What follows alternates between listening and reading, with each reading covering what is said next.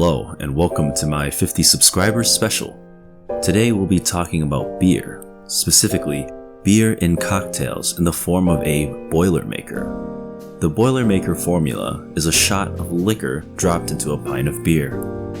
I'm joined by my two lovely assistants, Bagels and Tubbs. Now whether it's to start your evening or to finish it off, there's a boilermaker for everyone. So, let's get started with the light boilermaker, using Pipeworks Pilsner and whiskey.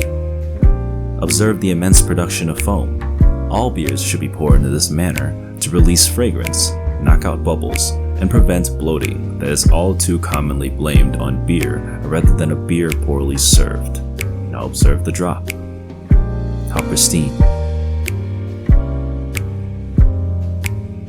And she's done. The medium variant showcases 5 Vultures Dark Ale with Rye. You can see an immense production of foam once again. Dickles is a fantastic choice here. Maybe I should start opening these bottles beforehand.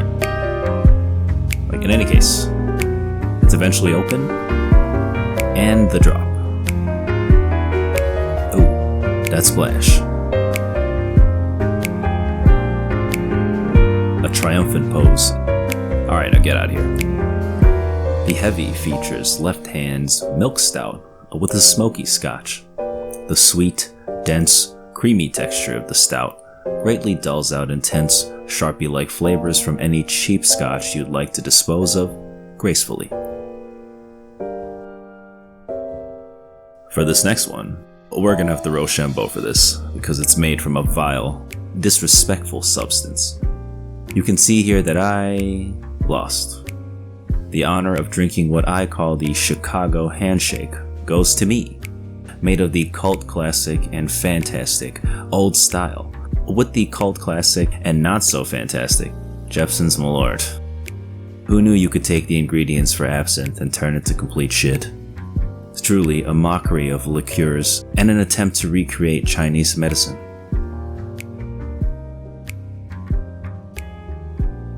Okay, my pants feel a little tighter here, but let's chug along. Bringing us to the Vietnamese handshake, with 2 ingredients that win over any Vietnamese uncle, Heineken and Hennessy.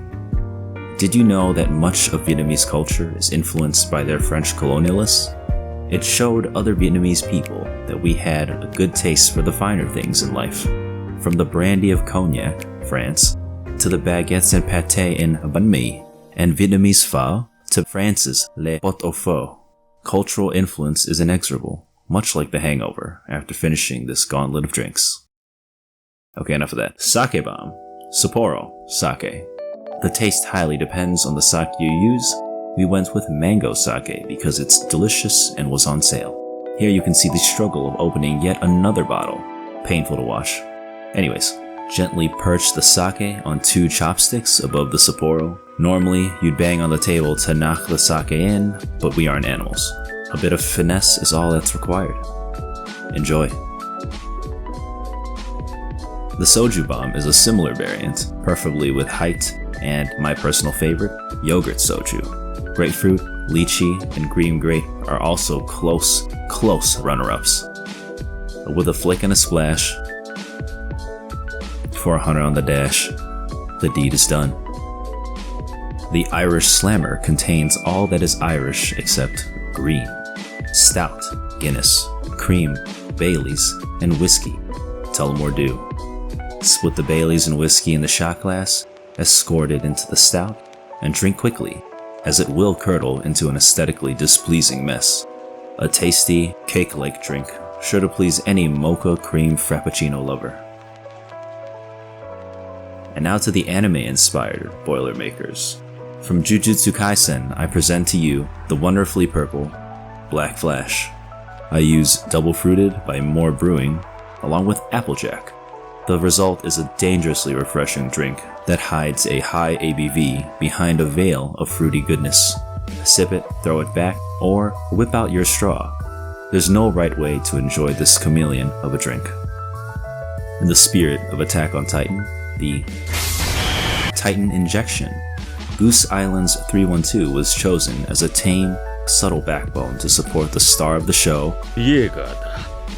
its addition transforms the drink into a full-bodied, spiritus beer cocktail that rumbles the body and frees the mind. What lies beyond the ocean? Finish it yourself to find out. Named after the true protagonist of Naruto, Rock Lee's signature move,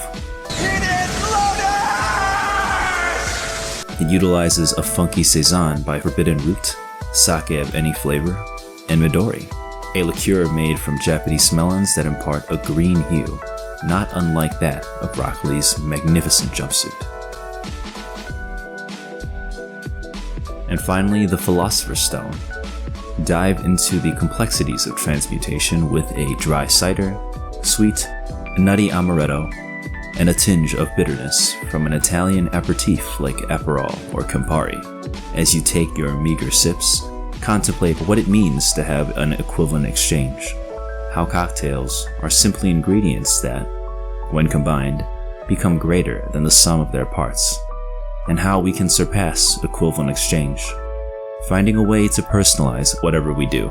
As Edward and Alphonse would say, take 10, add something of yourself, and return 11. And that's what I'm trying to do here.